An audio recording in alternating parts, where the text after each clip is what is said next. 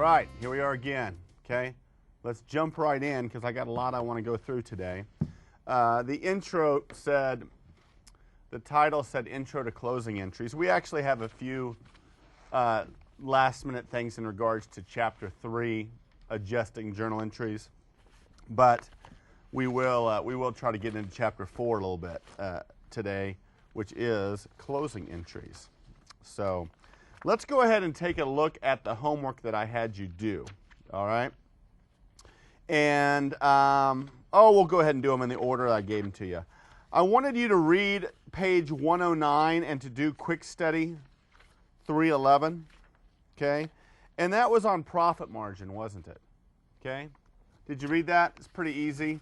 This is another one of those ratios at the end of the chapter that they wanted you to examine. This is another way to measure a business. And so let's take a look at that real quick. Quick study 311, and that is found on page 119. Okay?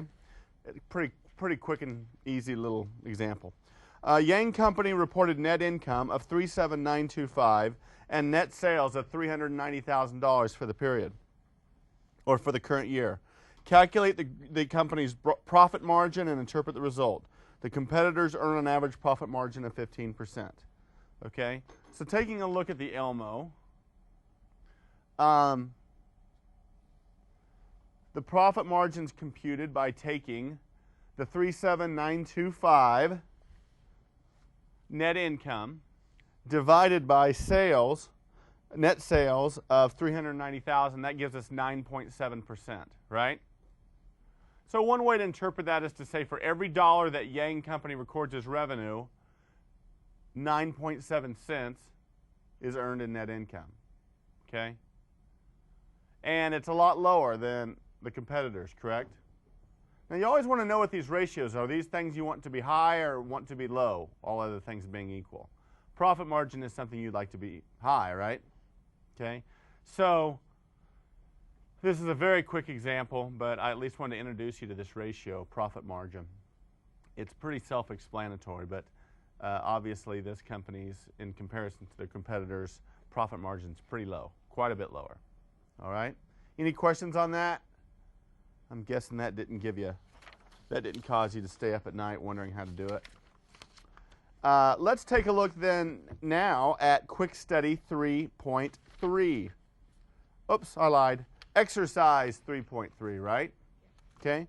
Now, we've done a lot of journal entries, adjusting journal entries already, haven't we? We did all those handouts I gave you. We already did some stuff in the textbook. Here's another one in the textbook. You all need to be making sure you're getting adept at doing these. Okay. Now, I hope you feel better doing them now than you did a week ago. Okay. If you're still looking at these, if you're still looking at something like exercise 3.3 and just getting them wrong or going, I don't know what to do, then you're kind of behind. We need to get you into tutoring or get you to the office hours or whatever we need to do. But I want you to start feeling good about doing these adjusting journal entries, okay? All right, let's take a look real quick. Quick exercise 3.3. Prepare adjusting journal entries for the year ended December 31, 2011. For each of these separate situations, assume that prepaid expenses are initially recorded in asset accounts and fees collected in advance of work are initially recorded as liabilities. Well, that's what we do, right? Okay, A, depreciation on the company's equipment for 2011 is computed to be $16,000, right? All right, let's take a look at that. That's our depreciation entry. We debit depreciation expense and we credit accumulated depreciation for $16,000. We didn't even have to compute it, did we? All right? Now you guys can ask me questions as we go along. If you have them, please do. Okay, B, the prepaid insurance account had a $7,000 debit balance at December 31, 2011. Before adjusting for the cost of any expired coverage, an analysis of the insurance policy showed that 1,040 of unexpired insurance remains. So, how much insurance was used up, folks? $59.60 was used up. So we decrease our prepaid insurance by crediting it, and we debit our insurance expense. Okay? All right, C. The office supplies account had a $300 debit balance on December 31, 2010, and $26.80 of office supplies were purchased during the year. The December 31, 2011 physical count showed 354 of supplies available, right? Okay, so what they did here is they did a little T account for office supplies. They put in how much was the beginning balance, how much was purchased, what the ending balance, and we have to say how much was used up. Okay, remember when we did those? Well, how much was used up? 2626? Okay, 2626. So we decrease our office supplies and we debit our supplies expense. Is that correct? Questions? Okay, D. 1/2 of the work related to $10,000 of cash received in advance was performed this period. So we could move that 1/2 of $10,000 or $5,000 out of unearned revenue and into revenue, or fee revenue, as they say. Correct? All right. E. The prepaid insurance account had a $5,600 debit balance at December 31, 2011, but before adjusting for the cost of any expired coverage. An analysis of insurance policies shows that $4,600 of coverage has expired. Now this one's worded a little differently, isn't it? They're not telling us the ending balance and requiring us to back into the amount that was used up.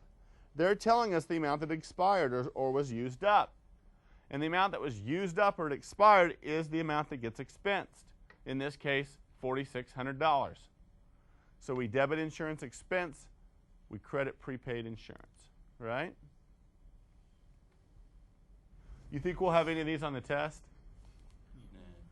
Nah. No, of course we will, right? So if you don't know how to do these, how do you think you're going to do on that section of the test?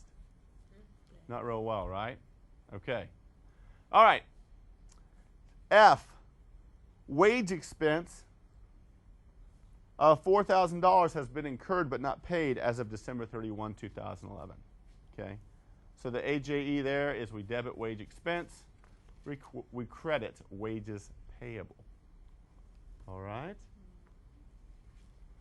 Okay, any questions on exercise 3.3? Okay. No questions on exercise 3.3? Okay, awesome. Okay, we got one more that I gave you as homework, and that, I believe, is exercise 3.6. Okay? Is that correct? Okay, let's take a look. This is one of those salary accruals ones, right?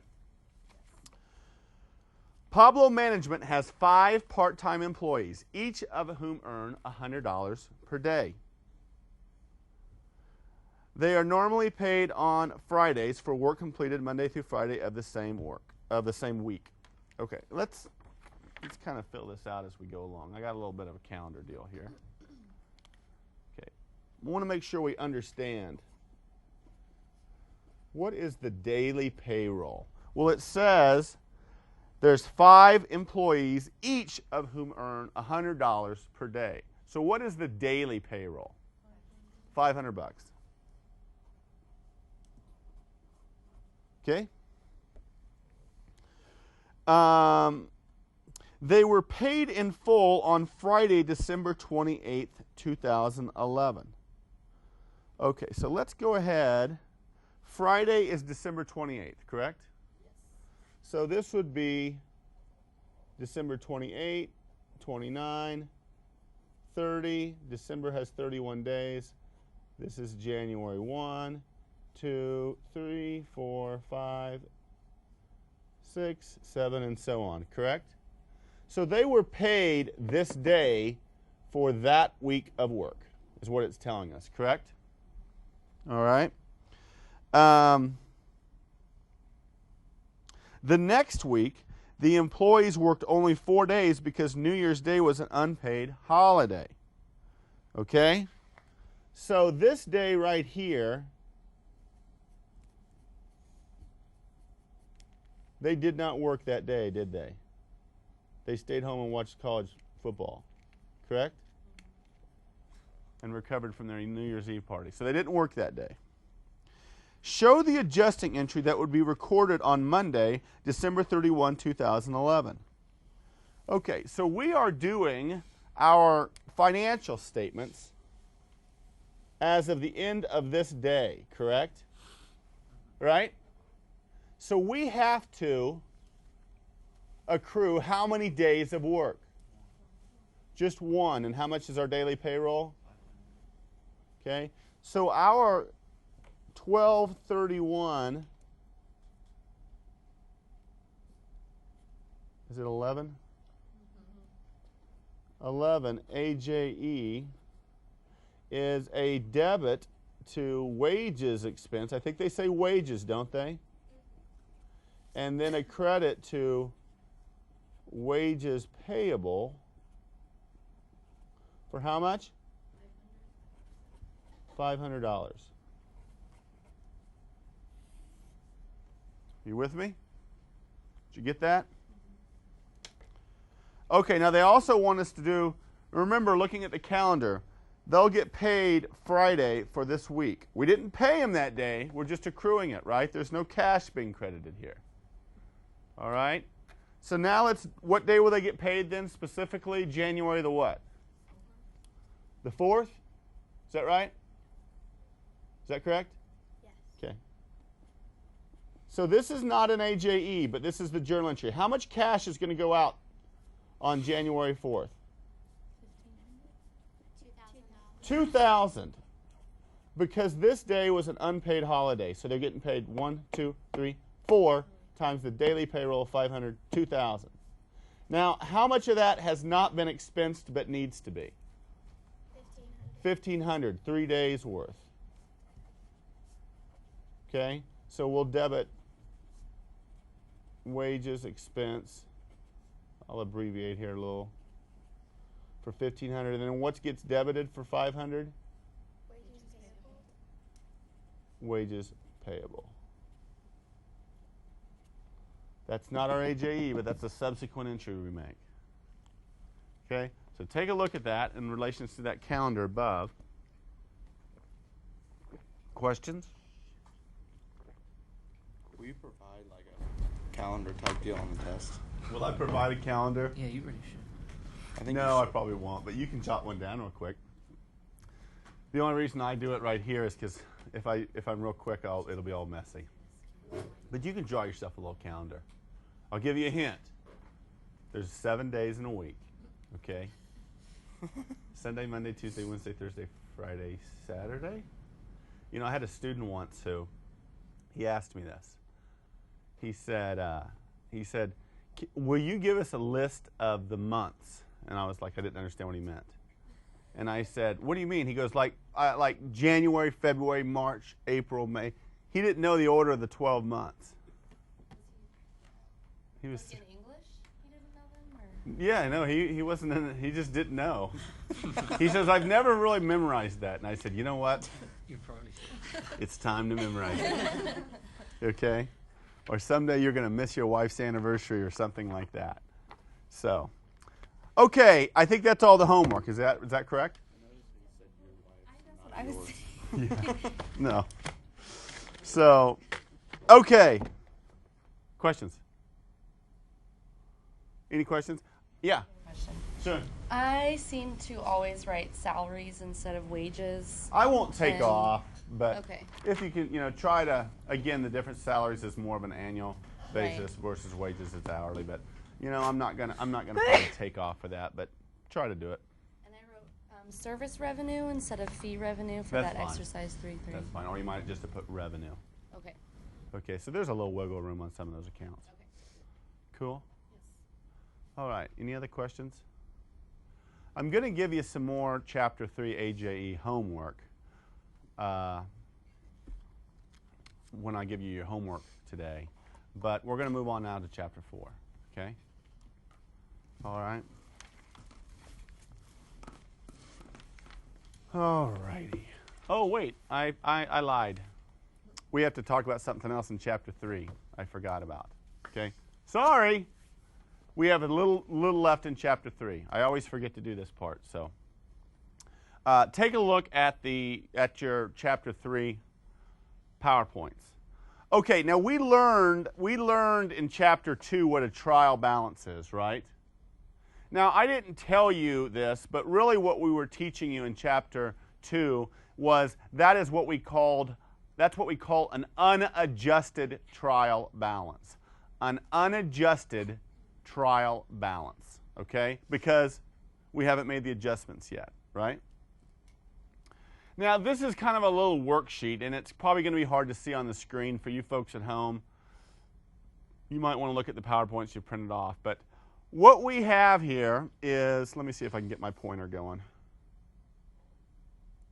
Okay, in this column right here, we have what we call the unadjusted trial balance. It just says trial balance, but it probably should say unadjusted trial balance. And that is just that, the unadjusted trial balance. Now what we do is, this is a way that we can kind of see what's happening with these adjustments. When we make our AJEs, they are in these middle columns, okay? It's in these middle columns. And for instance, I'm not very good at writing with a mouse. I apologize. That's supposed to be AJE, okay? Sorry about that. But like here, A, we credited prepaid insurance for 100, and down here on insurance expense, we debited insurance expense for 100. Do you see that? So that's where they posted that one entry for prepaid insurance that we made, okay? And then entry B, they debited supplies expense for 1050, and they credited supplies for 1050. I won't go through each one, but you can kind of see what they've done, right? And then what we do is the last two columns, now in blue, are what we call the adjusted trial balance. This is the trial balance that has the adjustments posted, okay? So for example, take a look at supplies. Supplies over here had a 9720 balance before adjustment. We adjusted and decreased or credited 1050, and now it has a balance, an adjusted balance of 8670. Now some of the accounts don't have adjustments posted to them, but a lot of them do. And you can see in those blue columns, those are the adjusted numbers. That's the adjusted trial balance. Are you with me? Now we don't do as many of these as we used to. When I was in school, we did a lot of these. I would hand out worksheets, and we would practice doing this. Why don't we do that as much now? What do you think? Because we don't care about our students as much as we used to? No. Computers, you're right, Jake. The computer just does this, and it's kind of, you don't even know what's going on. Okay? I mean, it just does it, and you want to know what it's doing, but we just don't spend as much time posting to T accounts and doing all this stuff. You need to know how to do the journal entries, that's for sure. The computer's not going to make the journal entry for you. But once you make the journal entry, it will post it to the ledger. Does that make sense? Now looking back at this, we have our unadjusted trial balance to the clear left and our adjusted trial balance to the clear right. Which do you think we make financial statements off of? The adjusted. That's why we're doing these AJEs, correct? We're doing these adjustments to, again, what were the purposes of AJEs? To adjust an asset or liability account to its proper amount and to either book an expense or revenue. So we prepare our financial statements off of the adjusted trial balance. That's the point in the process, in the accounting process, when we prepare the financial statements after we have our adjusted trial balance. Is that cool? Make sense? All right, any questions on that? You can read about that a little bit in your book. I didn't want to spend a lot of time talking about it, but again, I want you to understand that, again, we're making these adjustments, these AJEs, to adjust accounts so they'll be reflected properly on the financial statements. Okay? All right, sounds good. All right. Okay, any questions on anything else in regards to that? I guess I could look back at the computer again, if you would. They just give you an example in your slides then of how you use that adjusted trial balance to first prepare the income statement, right? And then you prepare the statement of equity, and then you prepare the balance sheet. Okay? And I think that's it. Then they'll talk about profit margin. All right. We are now done with Chapter 3, except for some, I'm going to keep giving you some AJE Chapter 3 homework just to keep you on your toes. All righty? Okay. Good, good, good. Now remember, we are going to start Chapter 4 today. Your next test is over Chapters 3 and 4.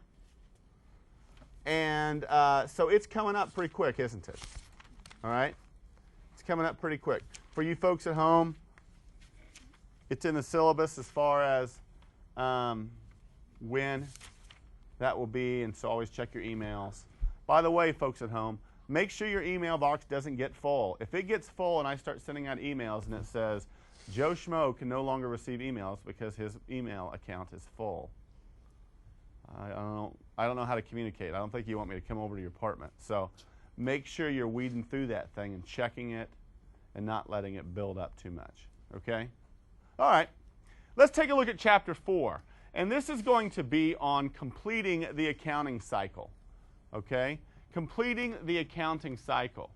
And the main thing we're going to talk about in this chapter is what we call closing entries.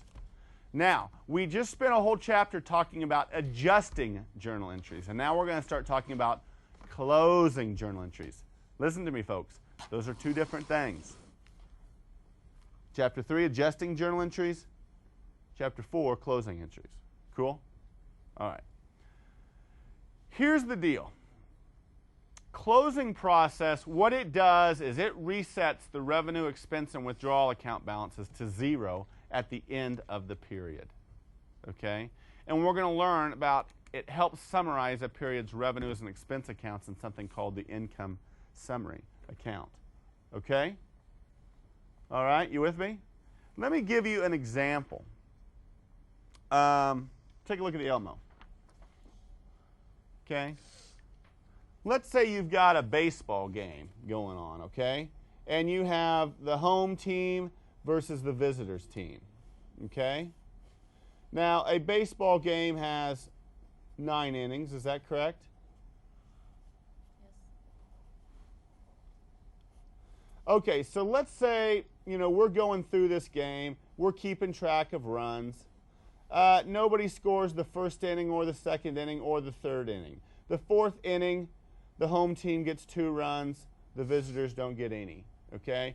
5th inning, nobody scores. 6th inning, nobody scores. The 7th inning, the home team scores 1. The visitors score 3. So now it's actually tied 3-3, isn't it? Okay? 8th inning, nobody scores. Home team, this should be, nobody corrected me. It's always visitors and home on bottom, right? Come on, folks. Come on, folks. But the same thing. Okay, so right now it is tied 3-3, visitors versus home. And then the 9th inning, the visitors team is up to bat. They don't score any runs. Home, they score a run. And now, what's the grand total? 3-4. Home team wins, right? And we kept track during this game of the runs. Is that correct? And then after that game is over, for the home team, we put 1 win, correct? And then what do? The next game, do we keep all these runs and stuff? No. We start over, don't we? And we're going to play a whole new ball game and all that sort of stuff. Okay? And all that is of that first game is kind of that reflected up there, right? We kind of flushed out the results of this game into a win-loss situation. They have 1 win and 0 losses now, correct? Okay, coming off of that, the closing process. If I looked at an income statement for Sprint, it would tell me perhaps the revenues and the expenses for the last year, right? Is it going to show me the revenues and expenses that that company has earned since they started 100 years ago or whenever they started? No. We kind of inherently know this, but at some point we wipe the slate clean and we start over again. And we start at 0 and start building up our revenues and expenses, right? Has anybody ever worked a sales job where you got paid commissions on your sales? Anybody? No? Well, I had a student once who sold used cars. And it's just like it is in the TV shows and the movies, where they have a whiteboard up there and everybody's name, and every time you make a sale, they put your numbers up there. So through the month, you're hoping your numbers build up and you're keeping track of how everybody's doing, and it's usually very competitive, right? But then what do you think they do the first day of the next month with that whiteboard? They erase it and they start over, don't they? That's what the closing process is. Okay? Going back to the slides. Going back to the slides. The closing process resets revenue, expense, and withdrawal accounts to 0 at the end of the period. Okay? And it kind of flushes the results of that period into the income summary account and eventually some other accounts. Okay?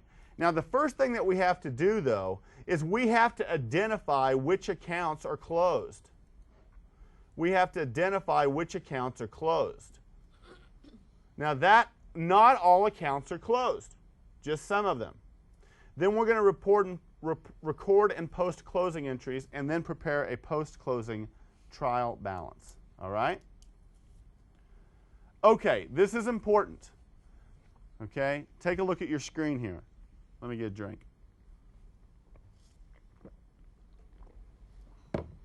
Okay, there are permanent accounts. Permanent accounts are not closed. They are permanent. Okay? There are some accounts that are permanent and are not closed. We don't reset them to 0. Those permanent accounts would be our assets, our liabilities, and our owner's capital. Okay, come off the screen for a second. Okay?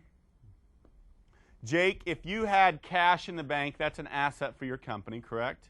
And let's say on December 31st, 2011, you had $1,400 in the bank of cash, okay? On January 1 of the next year begins, has that been zeroed out, or do you still have the money? You still have the money, right? They don't zero out your cash account. Unfortunately, it works that way with liabilities too, right?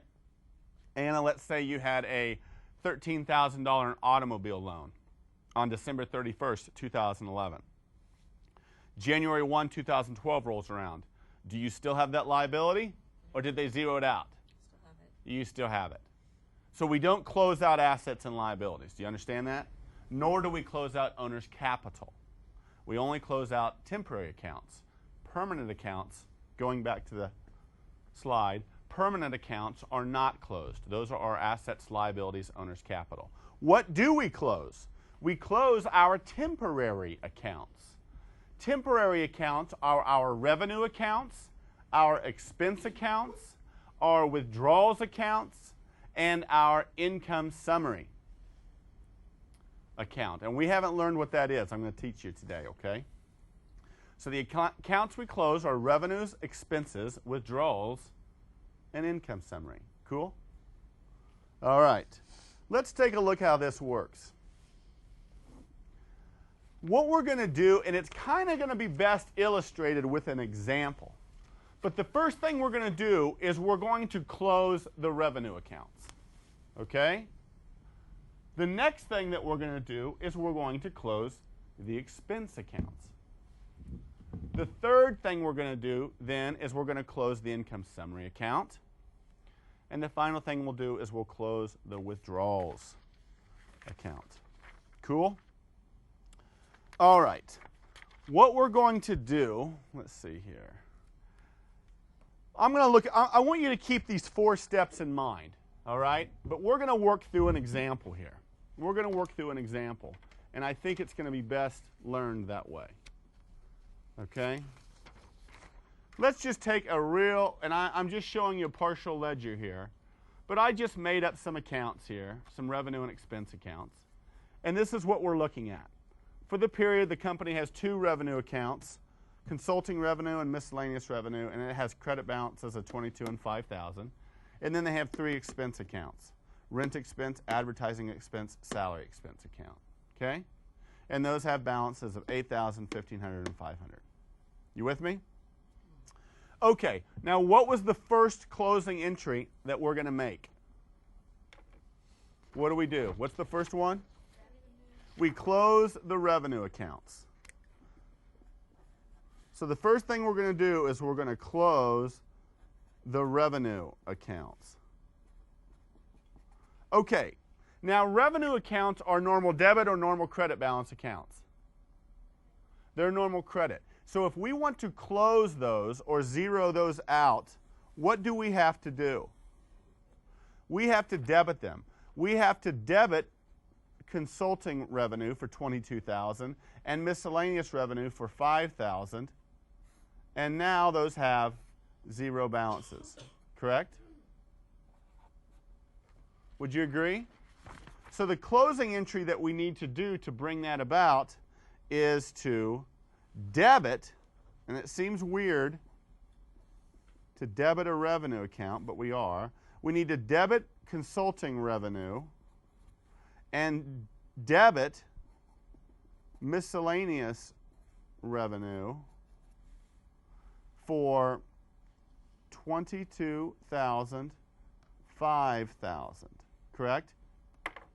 Now, I'm not done with the journal entry. This is our debit column. This will be our credit column. Okay? What do we credit here? We credit $27,000 to an account called Income Summary. Are you with me? So this is the closing journal entry, guys, in red. The first thing we do is we close the revenue accounts. And if there's 100 revenue accounts, you're going to be debiting 100 different revenue accounts. You can't just say total revenues, okay? Now, I want you guys to understand this, and I'll repeat this. I am not making a financial statement here, okay? This is a journal entry. These are the accounts debited. These are the amounts debited, the amounts credited. These are the accounts debited, the accounts credited. This is not, sometimes people draw a line here and they say total income or total revenue or something. No, no, no. It's like they're trying to prepare a financial statement or something wacky. Okay? This isn't a financial statement. This is a closing entry. You with me? Okay, what was the next?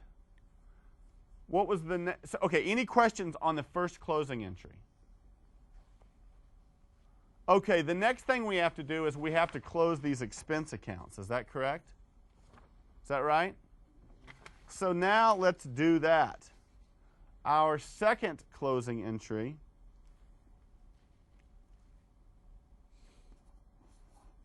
is to close the expense accounts.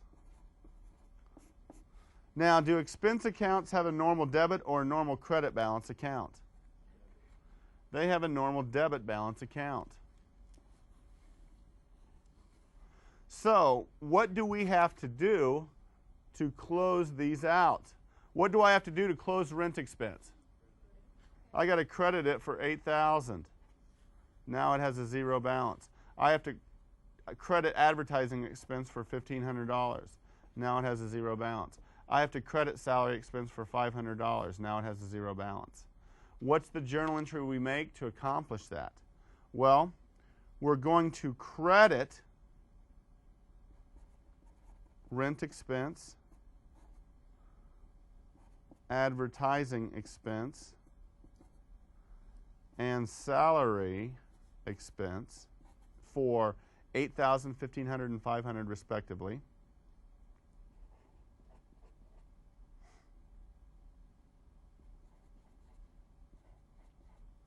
Now remember, this is a journal entry. This is the credit column. This will be the debit column.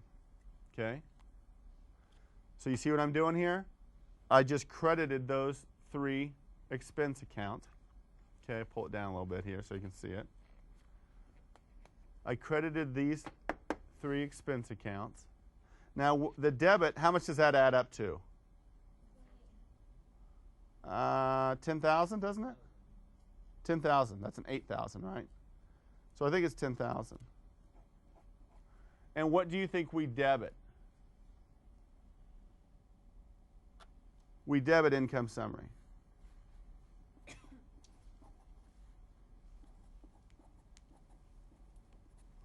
Okay? So take a look at the first entry and the second closing entry. The first one we closed the revenue accounts. Then we closed the expense accounts. Take a look at that. Ask questions if you don't understand. But do you see what we're doing? Do you see what we're doing? These are our closing entries we make. This will be the effects after they're posted to the ledger. And sure enough, these temporary accounts have 0 balances when we're all done, right? Does that make sense? Any questions on that? Okay, what is the third closing entry that we need to make? Do you know? Go back and look at it. What does it say? What does it say? Close the income summary account, right?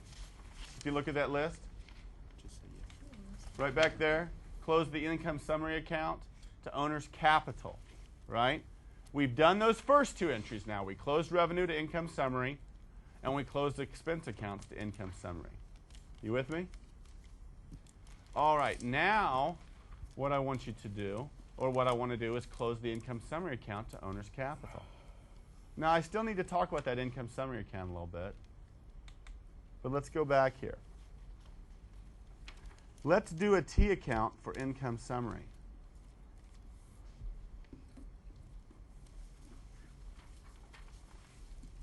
Okay? Let's do a T account for income summary. I don't want it to become part of that, so I'll kind of keep it separate. Okay, we credited it for 27,000, right? We debited it for 10,000. You with me? You with me? Mm-hmm. So what's the balance of income summary now? 17,000.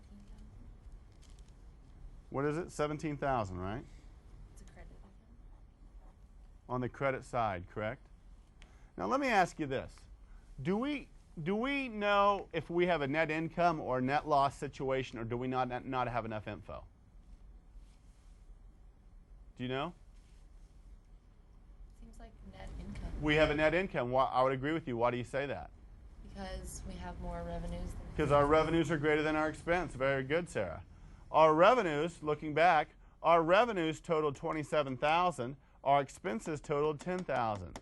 So we have a net income of 17,000, don't we? Revenues are greater than expenses. Now, our third closing entry, as this states, is to close income summary account to owner's capital, correct? You with me? So, what do we do here? If I want to close this income summary account, and I do, what do I need to do to it? If I want this to have a 0 balance, what do I have to do to it? I have to debit it for how much? 17,000. Now it has a 0 balance, correct? Would you agree? So the third closing entry would be this. Is we close income summary to capital. And we do that by saying, okay, we're going to have to debit income summary for $17,000. And what do we credit? Remind me what I just say? We close it to capital.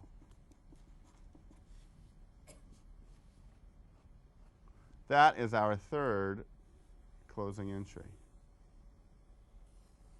Okay, take a look at those three now together. I can't show them all on the screen. Is this making any sense, guys? Closing entries is one of those things that if you're a student, you should say, I hope there's a lot of closing entries, because it's really not hard. You close all the revenue accounts, okay? Then you close all the expense accounts. Then you have to do a T account. You have to do a T account to know the amount that goes in the third closing entry. You have to do this. Don't try to shortcut it, folks. Make your T account and post your income summary to it. $27,000 credit, $10,000 debit. It has a $17,000 balance. Thus, I need to debit it for $17,000 in that third closing entry. This amount just derived from a T account. When I see these 4 closing entries on your test, I like to see a little T account somewhere in there after you've done the first 2, so that you know what amounts to put in the third one. Make sense? Questions? Now, I know we're not done, but are there any questions on those first 3 closing entries? Anything? Now, come off that for a second. And we have one more closing entry we'll do in a second. I asked if we had a net income or a net loss situation, right? And you said accurately that we had a net income situation. Is that correct? Take a look at that third journal entry, that third closing entry again. This should make sense.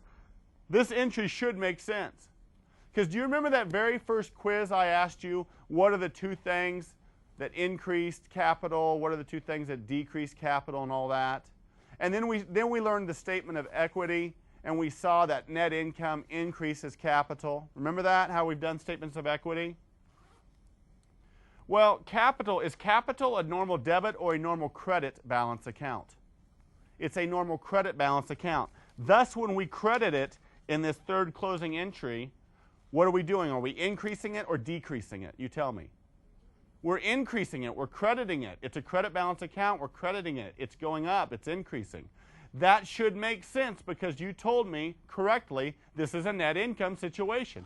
And don't we know from a statement of equity that net income increases capital? Does that make sense, folks? So I always say, don't just memorize these in the sense of, I don't know what he's doing, but if this is what he wants me to do, I'll do it. No, I want you to be able to understand it, okay? Once again, let's look at those first 3 closing entries.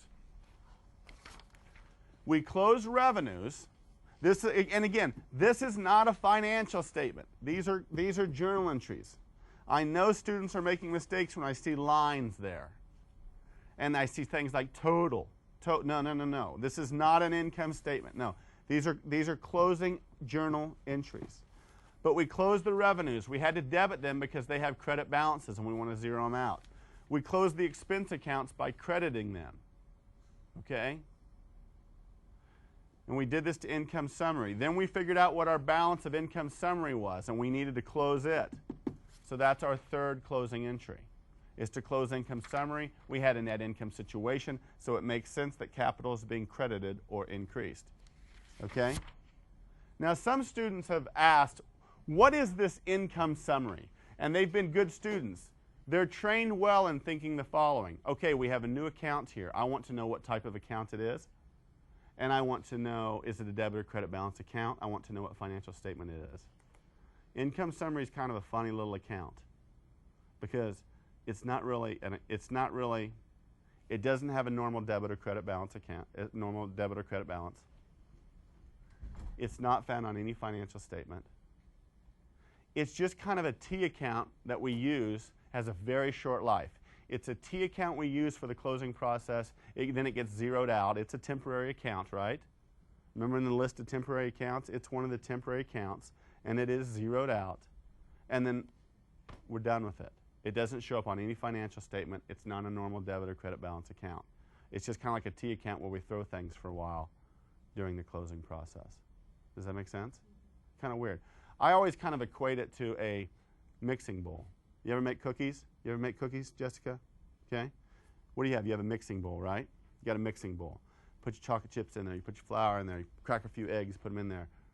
put some vanilla in there, some brown sugar, right?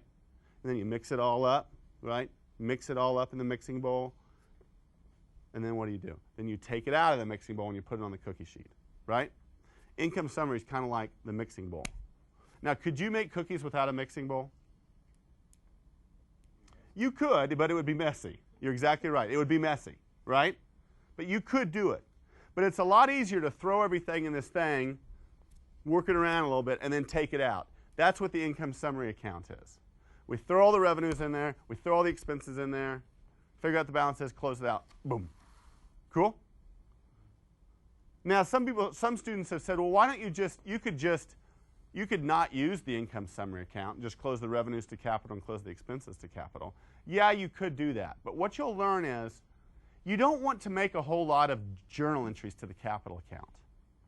And by us doing it this way, using the income summary, you can see that the net income got put into capital. Right? Look back at the Elmo. Do you see where this is kind of a flushing? This whole process is kind of a flushing the results into the capital account. And now those revenue and expense accounts are zeroed out and ready for us to start accumulating numbers in them for the next period. Do you guys understand that? Do you see it? It's kind of a flushing of the revenues and expenses into capital. Now there's one more account that's a temporary account that we have to close. Do you remember what that is? Withdrawals is a temporary account. So we need to close the withdrawals account. We don't close it to income summary, we close it to capital. Now, is withdrawals a normal debit or a normal credit balance account? It's a debit balance account, so what do we have to do to close it? We have to credit it. So we will credit withdrawals. Let's just say we had withdrawals of $900. So we'll credit that. What are we going to debit? Capital for $900. Withdrawals has a normal debit balance account. It's a normal debit balance account. Thus, to close it, we have to credit it. There's no significance that one is red and one is black, except I picked up the wrong marker. Okay? Now, this should make sense, though, because didn't you just tell me, and we might go a couple minutes over, okay, and I'm not going to charge you extra. But this should make sense, because isn't withdrawals one of those things that decreases capital from the statement of equity? And look at this fourth closing entry. You told me capital is a credit balance account. Thus, when it's being debited, we're decreasing it, right? Make sense? Okay. Any questions on those closing entries? Summary doesn't have a normal credit or balance account. If you had a net loss, would you just do the journal entry so you were Great question. switching the Great question, Kim. What she was asking is, what about in a net loss situation? We're going to eventually do one that is a net loss, and you'll see, but you're exactly right. Okay? So, what I want you to concentrate on tonight, folks, is this. I want you to understand those four closing entries. Okay? Does that make sense? So let me give you your homework. Okay? Let me give you your homework. Okay? What I want you to do, and now remember to use your work papers in the back of the book. Are you guys using those? I think it's very helpful. Or not in the back of your book. I think they sell them separately, don't they? Okay? So use those work papers. You can always go back there and see what exercise you're supposed to be working on, but it'll give you templates and T accounts and stuff. Okay, for homework, I want you to do exercise 3.2. Now this is adjusting journal entries. Okay? So don't get confused. That's still at chapter 3. That's adjusting journal entries. Okay? And then in chapter 4, what I want you to do is